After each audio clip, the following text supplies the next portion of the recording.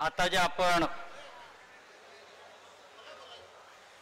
भगव्याचं विराट दर्शन दाखवलेलं आहे ते पाहून मला खात्री आहे यशोमती ताईलाही वाटेल शिवसेनेत प्रवेश करावा.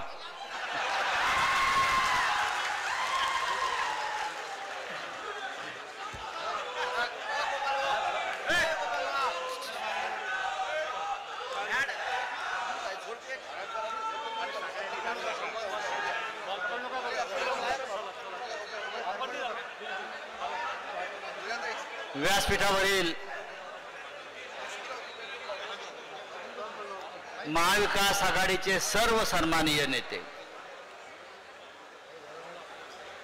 आणि उपस्थित सर्व शिवसैनिक बंधू भगिनी आणि मातांनो,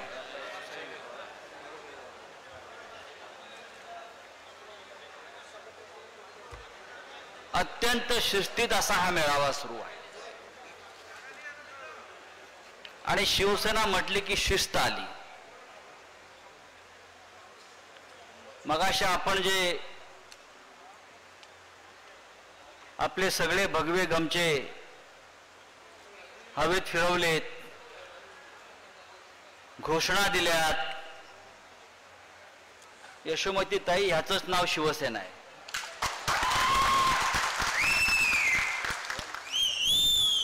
बाळासाहेब ठाकरेंनी शिवसेना स्थापन केली 55 वर्षापूर्वी. अनेक संकट, अनेक वादळ, अनेक संघर्ष, त्यातून शिवसेना आज उभी आहे. पक्ष का प्रथमच सुटले नाहीत. बाळासाहेब ठाकरेंच्या हयातीमध्ये सुद्धा अनेक जण त्यांना सोडून गेले. अनेक जण. बाळासाहेबांनी ज्यांना घडवलं, मोठं केलं, नेतृत्व दिलं, पदं दिली, असे अनेक प्रमुख लोक बाळासाहेबांच्या हयातीत त्यांना सोडून गेले. आणि बाळासाहेब प्रत्येक वेळेला सांगत राहिले, जोपर्यंत हा शिवसैनिक माझ्या बरोबर आहे तोपर्यंत किती आले किती गेले याची मला चिंता नाही. माझं अख्खं आयुष्य बाळासाहेब ठाकरेंबरोबर गेलं. बाळासाहेब सांगायचे शिवसेना कशी आहे, अस्वलासारखी आहे म्हणायचे. 2-4 केस उपटून काढून टाकले. अस्वलाचे केस काय कमी होतात का? वाघ तर आहेच. आणि आमच्यासारखे लोक असं म्हणतात, आमच्या पाठी 4 अक्षर नसती शिवसेना तर आम्ही कुठे असतो? हे सगळे कुठे असते? आमच्यासारख्या सामान्यातल्या सामान्य माणसाला बाळासाहेब ठाकरेंनी खासदार केलं, मंत्री केलं, मुख्यमंत्री केलं, लोकसभेचे अध्यक्ष केलं, केंद्रात मंत्री केलं. हे सर्व शिवसेना या 4 अक्षरामुळे झाले. शिवसेनेमध्ये शिवसेना प्रमुखांनंतर जर कुठलं महत्वाचं पद असेल 2 नंबरचं, ते शिवसैनिक.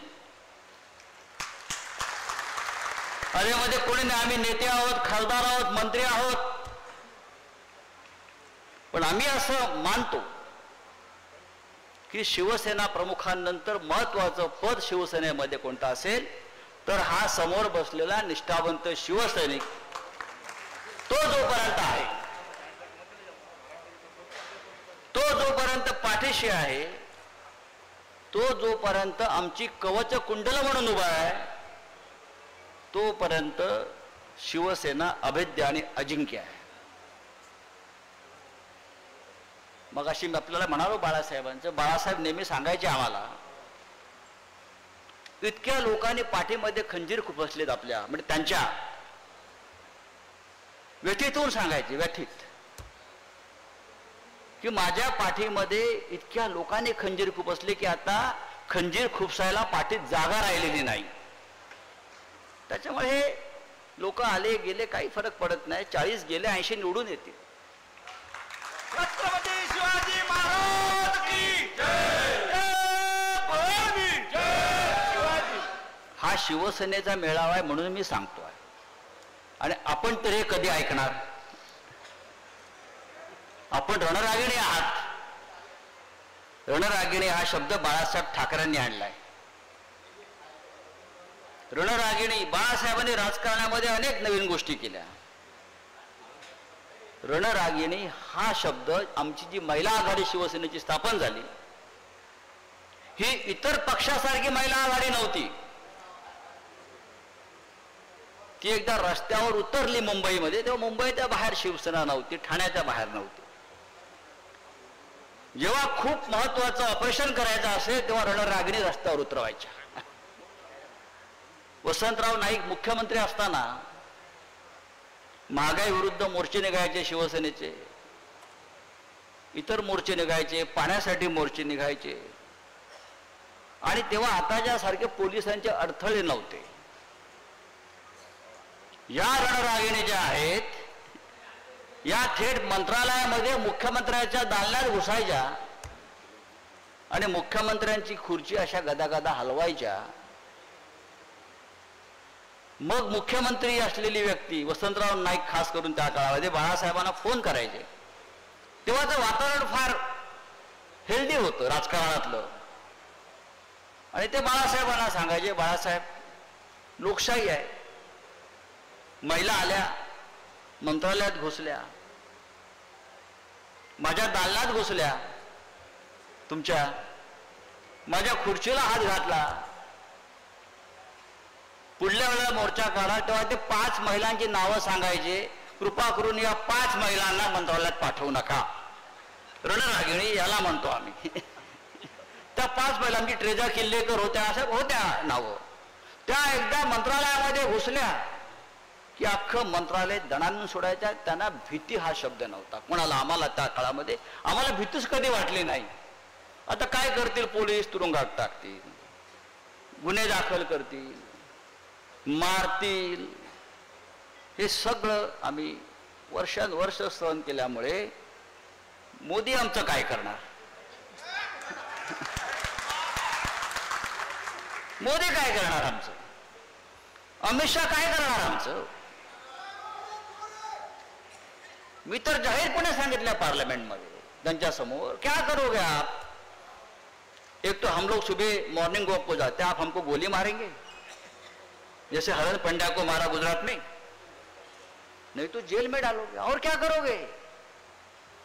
हम आपको डरने वाले नहीं है. आम्ही बाळासाहेब ठाकरेंनी घडवलेली पिढी आमची आहे. आम्ही इथे महाराष्ट्र म्हणून आलेलो आहे आणि महाराष्ट्र कोणाच्या बापाला घाबरत नाही. आणि तुमच्या सारख्या डरपोकांना तर महाराष्ट्र अजिबात घाबरत नाही.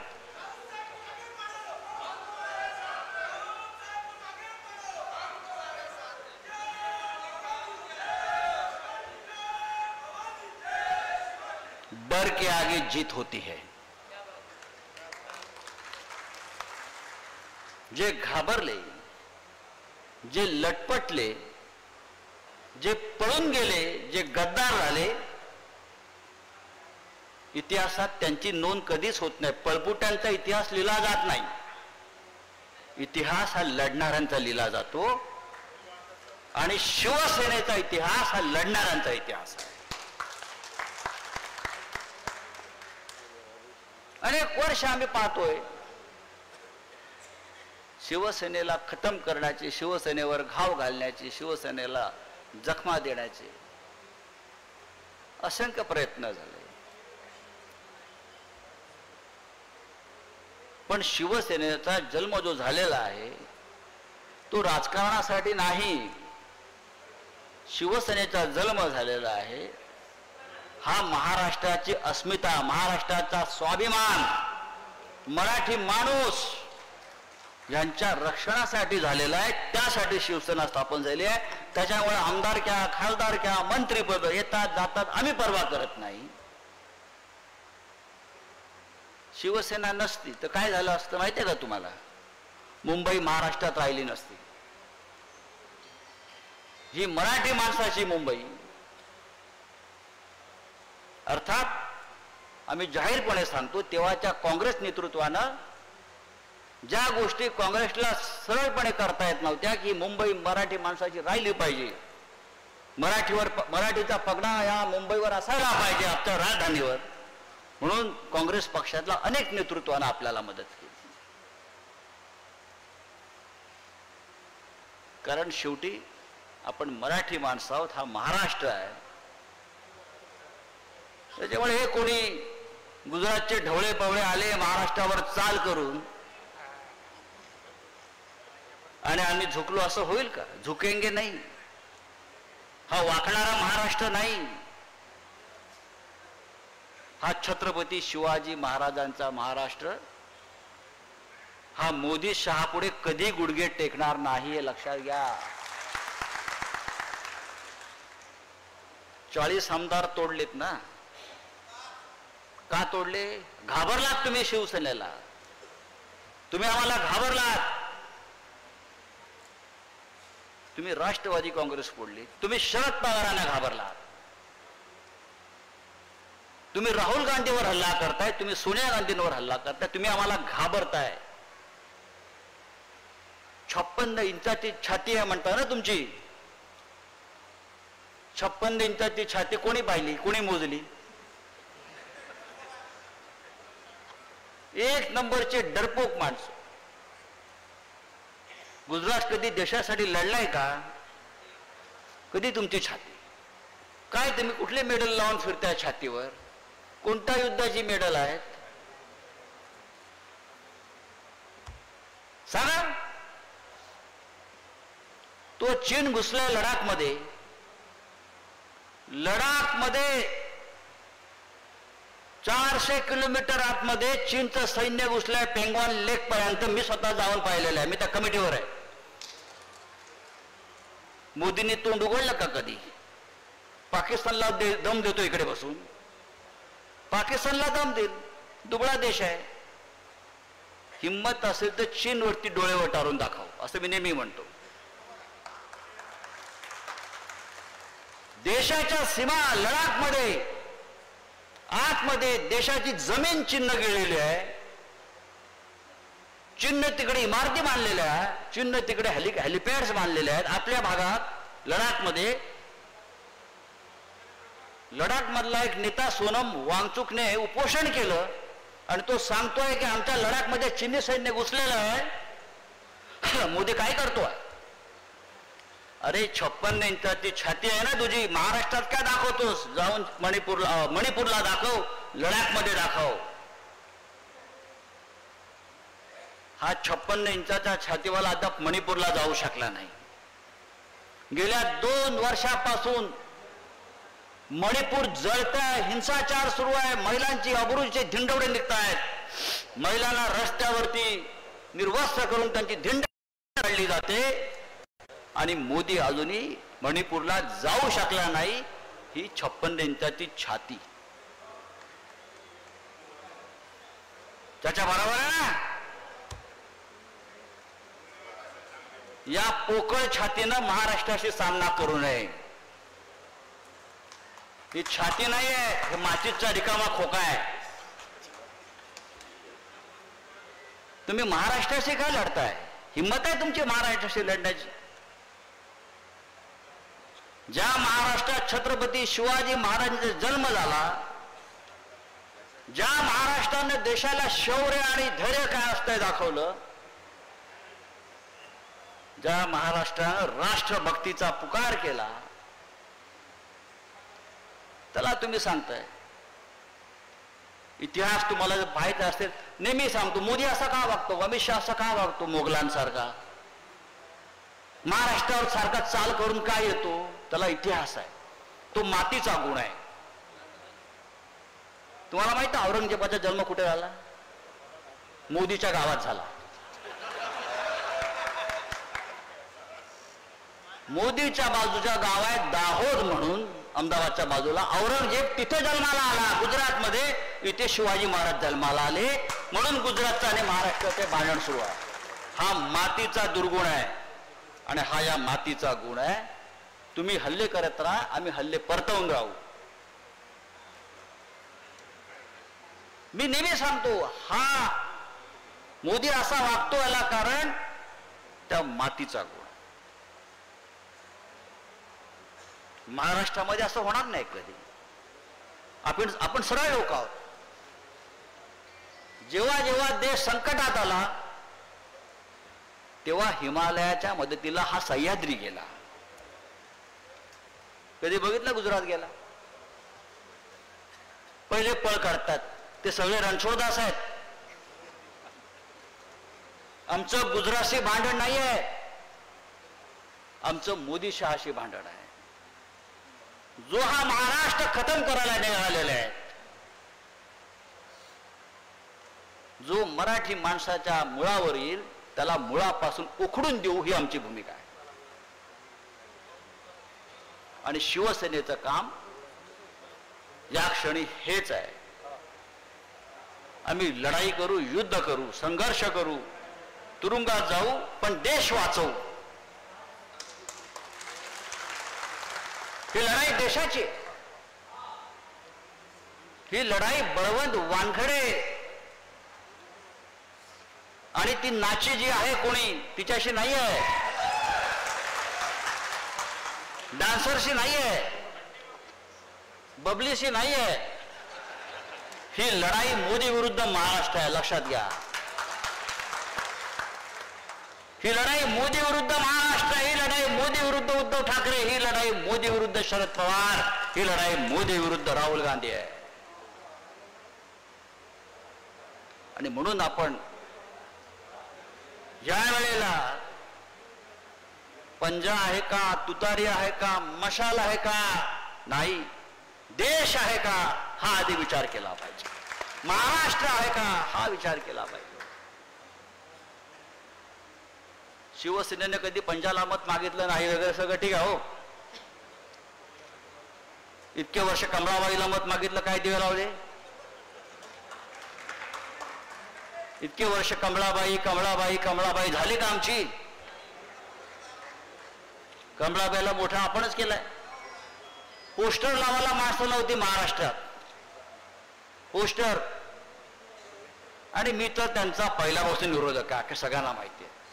हे आपल्याला दगा देतील, यांचं काही खरं नाही. तसंच झालं. गावागावात आपण त्यांना पोहोचवलेलं आहे. खांद्यावर घेऊन बाळासाहेब सांगायचे नाही ना, आपल्याला हिंदुत्वासाठी सगळं केलं पाहिजे, आपल्या मतांचं विभाजन होऊ नये यासाठी केलं पाहिजे. आम्ही केलं. आम्ही केलं कारण आमच्याकडे पक्षप्रमुखाचा आदेश चालतो. आम्ही निर्णय घेतो. आमचे पक्षप्रमुख, शिवसेना प्रमुख जे आम्हाला सांगायचे ते आम्ही मान्य केलं. पण आता या महाराष्ट्रामध्ये कमळाबाईच्या विरुद्ध बंड झालाय, लक्षात ठेवा. एक अकेला सब पर भारी. मग कशाला रे आमचे इतके लोक फोडले? तू अकेला भारी आहेस तर? तू अकेला भारी आहे ना? ते देवेंद्र फडणवीस तुमच्या नागपूरचे, खरं म्हणजे नागपूरच्या बाहेर त्याचं नेतृत्वच नाहीये, उगाच त्याला मोठं करून ठेवलेलं आहे. काय लोक जेव्हा नेतृत्व करतात राज्याचं नेतृत्व करण्याची संधी मिळणे फार मोठी गोष्ट आहे. आपण मुख्यमंत्री झाला, आपण राजकारणामध्ये आहात, तेव्हा आपण सांगता आलं पाहिजे सत्यवर येताना की मी महाराष्ट्रासाठी अमुक अमुक अमुक केलेलं आहे. जसं यशवंतराव चव्हाण असतील, शरद पवार असतील, मनोहर जोशी असतील, अनेक मुख्यमंत्री सांगू शकतात आम्ही महाराष्ट्रासाठी काय केलं. पण हे काय सांगतात? मी आलो, दोन पक्ष फोडून आलो. हे तुझं क्वालिफिकेशन? 2 पक्ष फोडले याचं क्वालिफिकेशन काय लायकी आहे? बरं, पक्ष फोडलेस तर फोडलेस, का उभी उखडलीस काय? आम्ही आहोत त्यापेक्षा मजबूत झालो. आता आमचा कचरा साफ करत बसायची वेळ त्याच्यावर आलेली आहे.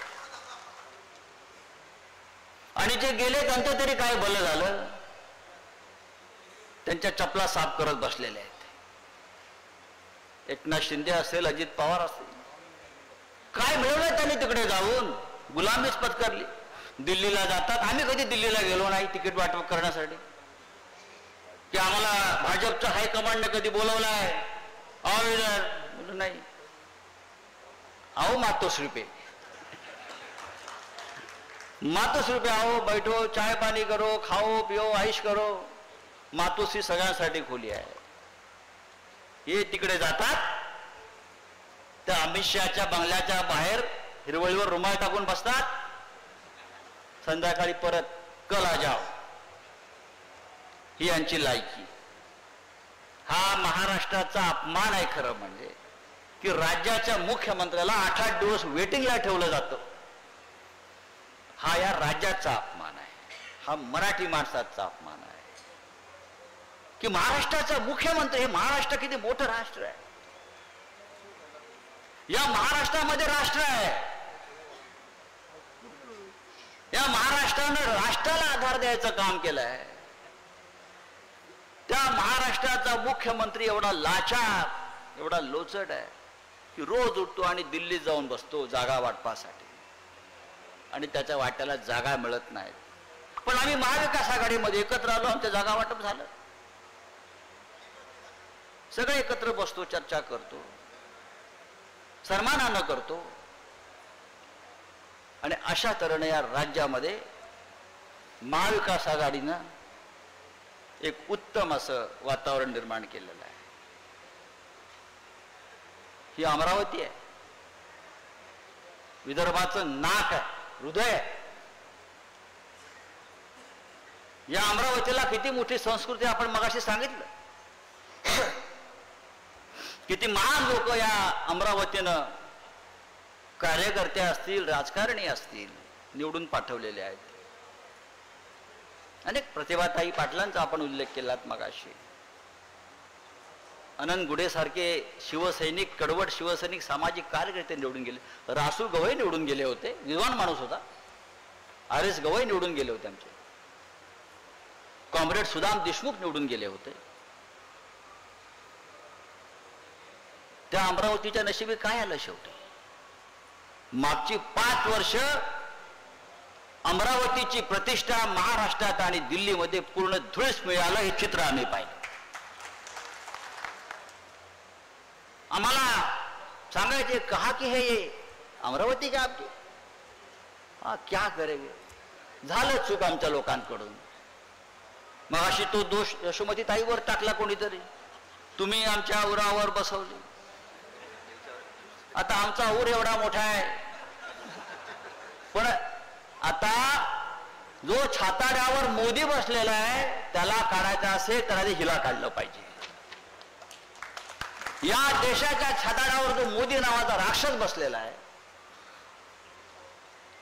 त्याला जर आपल्याला दूर करायचा असेल तर एक खासदार आपला या महाराष्ट्रातून आपण निवडून दिला पाहिजे. म्हणून माझं शिवसैनिकांना माझ्या आव्हान आहे, या अमरावतीमध्ये शिवसेना फार ताकदीनं काम करणारा पक्ष आहे. आम्हाला काय आमदार खासदार असला नसला काय फार फरक पडत नाही, येतात जातात, आज नाही उद्या येतील, पण संघटन राहिलं पाहिजे. आमच्यासारखे लोक जे पक्षामध्ये आहेत ते एक हात मृत्यूच्या खांद्यावर, दुसरा हात तलवार ठेवून चालणारे माणसं आहोत आम्ही. एकदा आम्हाला सांगेल लढायचं आणि मरायचं आहे, आम्ही मरायलाही तयार असतो. छत्रपती शिवाजी महाराज की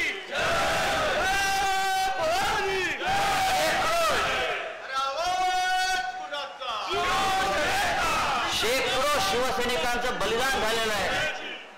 या महाराष्ट्रासाठी आमच्या शेकडो शिवसैनिकांचं बलिदान झालेलं आहे. हत्या झालेल्या आहेत.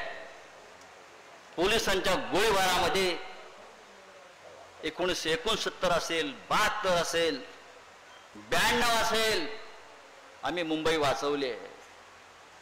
लोक मला काय म्हणतात, सो दाऊद एक राऊत, उगाच म्हणत नाहीत. आम्ही त्यांच्याशी लढाई केली आहे, संघर्ष केलाय, त्यांच्यावर चाल करून गेलोय.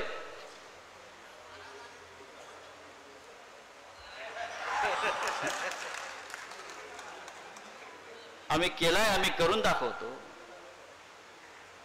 आम्ही सर्व शस्त्र चालवू शकतो, कायदेशीर आणि बेकायदेशीर. आणि म्हणून ही शिवसेना टिकून आहे. ही शिवसेना टिकण्याचं आणि वाढण्याचं जर कोणतं कारण असेल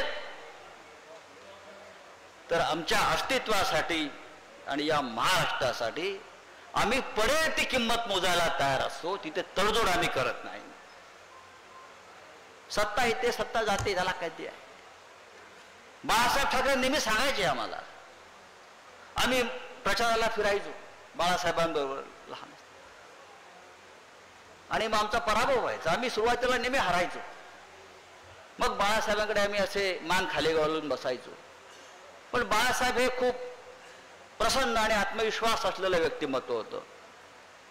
मग ते आम्हाला म्हणायचे, अशी तोंड पाडून का बसलाय तुम्ही? मुलं साहेब आपण हारलो, त्यात काय झालं? लोकांच्या नशिबात चांगलं सरकार नव्हतं म्हणायचे. आपण प्रयत्न केले, लोकांच्या नशिबात चांगलं सरकार नव्हतं. जेव्हा लोकांच्या नशिबात चांगलं सरकार असेल तेव्हा आपला मुख्यमंत्री होईल. आणि ते दिवस आले. या महाराष्ट्राला 3 मुख्यमंत्री आम्ही दिले, त्यातले 2 सोडून गेले. पण असं होत असतं राजकारणामध्ये. पण शिवसैनिक मात्र जागेवरच आहे. मग तो विदर्भातला असेल, मराठवाड्यातला असेल, मुंबईतला असेल, कोकणातला असेल, कुठेही जा तुम्ही. तुम्ही म्हणत असाल घर घर मोदी, ही काय घोषणा झाली घर घर मोदी? अरे हर हर महादेव ही आपली घोषणा आहे. या भाजपवाल्यांनी घर घर मोदी, घर घर मोदी. हा, हर हर महादेव ही आपली घोषणा. भाजपवाल्यांनी महाराष्ट्राला नामर्द केलं. या भारतीय जनता पक्षानं महाराष्ट्राला शंड केलं. या महाराष्ट्राचा पुरोगामी विचार मारून टाकला. या महाराष्ट्रात देशामध्ये दंगली घडवून राजकारण केलं. या देशामध्ये रोज हिंदू मुसलमान, भारत पाकिस्तान याशिवाय यांच्याकडे दुसरा विचार नाही. विकासासाठी त्यांना कोण लागतो या महाराष्ट्रामध्ये? एकनाथ शिंदे, अजित पवार. म्हणजे तुम्ही नामर्दा, तुम्ही करू शकला नाही. तुम्हाला विकासाचं पोर झालं नाही म्हणून दुसऱ्यांचे नवरे तुम्ही करता. आम्ही आहोत ना. तर मित्रांनो, शिवसेना म्हणून आपली जबाबदारी सगळ्यात जास्त आहे. या अमरावतीमध्ये शिवसेनेची ताकद ही मोठी आहे. तुम्हाला बाई खुणावेल, ती पडद्यावरची नटी आहे. तुम्हाला खुणावेल, तुम्हाला प्रेमानं बोलवेल, पण कोणत्याही मोहाला बळी पडू नका. काय घडलंय पुराणामध्ये? विश्वामित्राचं सुद्धा हरण झालं, ऋषी मुनी सुद्धा गेले. पण आपण सगळ्यांनी सावध राहिलं पाहिजे शेवटच्या क्षणापर्यंत. डोळा मारला की जायचं नाही, हे आपलं काम नाही. आता आपला विचार बळवंत वानखेडे हाच आहे. आपापसातले जर मतभेद असतील ते सध्या दूर ठेवा. येणार नहीं, ऐसा नहीं होगा भाई. हाथ कटेगा अपने दुश्मन का अपना नहीं. पण शिवसेनेची जबाबदारी सगळ्यात जास्त आहे. काँग्रेसच्या, राष्ट्रवादीच्या नेतृत्वाबरोबर आपल्या सगळ्यांनी खांद्याला खांदा लावून आपण काम केलं पाहिजे आणि एकमेकांवर लक्ष ठेवलं पाहिजे. रात्र वैरायच्या काल म्हटला, मी म्हणतो जागते राहो, जागा राहिलं पाहिजे. रात्रीचं खेळ चाले, काही होऊ शकतं. दिवस आणि रात्र आपण पुढले दिवस काम केलं पाहिजे. उद्धव ठाकरे साहेबांना विनंती केली आम्ही की आपण अमरावतीमध्ये या आणि आपण एक सभा घ्या, आपण सुद्धा मार्गदर्शन करा. आणि मला खात्री आहे लवकरच ते तारीख देतील पुढल्या काही दिवसात. तेही येतील. ज्या बाईनं मातोश्रीला आव्हान देण्याचा प्रयत्न केला,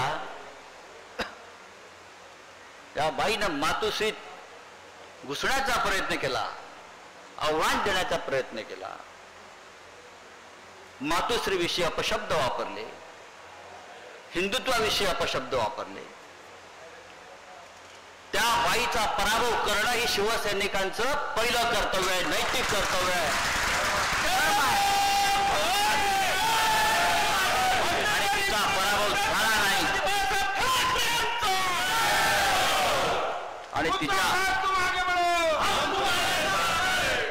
आणि तिच्या पराभवात शिवसेनेचं योगदान मोठं असलं पाहिजे. ही बाळासाहेब ठाकरेंचा आदेश असं समजा आणि कामाला लागा.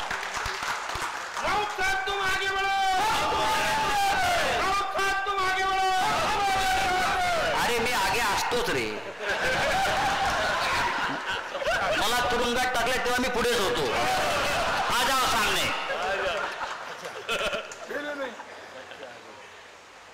एकदा मला राहुल गांधीने विचारलं, हे तुमचं शिवसेनेचं नक्की यशाचं गणित काय, तुम्ही एवढे कसे काय? मी बोललो, राहुल जी, आमचा एक मंत्र है, ये हमारा एक मंत्र. कौन सा है? फटे लेकिन हटे नहीं. फटे लेकिन हटे नाही. आम्ही हटणार नाही कधी. बाळासाहेब ठाकरेंनी एखादी कामगिरी आमच्यावर सोपवली तर आमचं बाजी प्रभू देशपांडे एकतर यश घेऊन येईल नाहीतर शहीद होईल. ह्या आमच्या निष्ठा होत्या बाळासाहेब ठाकरेंच्या प्रती. आणि त्याच निष्ठेवरती हा पक्ष आज उभा आहे. पिढी बदलली, 3 पिढ्या बदलल्या, पण आजही बाळासाहेब ठाकरे असतील, ठाकरे परिवार असेल, आम्ही सगळे एका निष्ठेने त्यांच्या बरोबर आहोत. हे नातं दिल्या घेतल्याचं नाही, अजिबात नाही. हा भावनेचा ओलावा आहे. उद्धव ठाकरेंना आपण कुटुंब प्रमुख का म्हणतो? आपण पाहिलं असेल, कोरोना काळामध्ये ताई आपण मंत्री होतात, त्यांनी किती काळजीपूर्वक या महाराष्ट्रातल्या प्रत्येक घराघराची कुटुंबाची काळजी घेतली. हा संस्कार बाळासाहेब ठाकरेंचा आहे. हा संस्कार त्यांचा आहे. बाळासाहेब ठाकरे मला नेहमी सांगायचे, मी त्यांच्याशी इतक्या वेळा बोलायचो, वर्ष त्यांच्या माझा संवाद होता. मी त्यांना एकदा विचारलं, बाळासाहेब तुम्हाला किती पैसे लागतात? तुम्हाला किती पैसे? मला म्हणे भरपूर पैसे पाहिजेत का? मला लोकांना वाटायचे आहेत म्हटले. मग हा या विचाराचा तो माणूस होता की मला भरपूर पैसे मिळावेत, कारण मला येईल त्याला मला ते वाटायचे असतात. आणि खरं आहे, मातोश्रीचे दरवाजे आणि बाळासाहेब ठाकरेंचं हृदय हे सगळ्यांसाठी खुलं होतं. त्यात सगळ्या जाती धर्माचे लोक होते, पंथाचे लोक होते, तरुण होते, वृद्ध होते, सगळे होते. आणि अशा या शिवसेनेच्या आपण सगळे पाईक आहोत. आज त्या शिवसेनेच्या व्यासपीठावरती हर्षवर्धन देशमुख साहेब आपण आहात, यशोमती ताई आपण आहात, सुनील देशमुख साहेब आहेत, आणि होणारे खासदार वानखेडे साहेब आहेत. हा एक चांगला योग आहे. आणि खासदार जिंकून आल्यावरती प्रथम मातोश्रीवर जाणार आहात. आमच्यासाठी मातोश्री हे मंदिर आहे. आणि अमित शहा बरोबर जे आमचं भांडण झालं, त्यांनी मातोश्रीत येऊन खोटं बोलला, आमच्या मंदिरात येऊन त्यांनी दिलेला शब्द तोडला, म्हणून आम्ही भारतीय जनता पक्षाची युती तोडली. मातोश्रीवर खोटेपणा चालत नाही, ही आमची भूमिका कायम राहिलेली आहे. आणि म्हणून आज आपण सगळ्यांनी एका जिद्दीने, एका निष्ठेने पुढले जे काही दिवस आहेत मैदानात उतरायला पाहिजे. हे मैदान मारलं पाहिजे, मैदान जिंकलं पाहिजे. आणि बळवंत वानखडे यांना प्रचंड मोठ्या मताधिक्यानं संसदेमध्ये पाठवायला पाहिजे. जय हिंद, जय महाराष्ट्र. सर्वांनी या ठिकाणी थांबायचं आहे.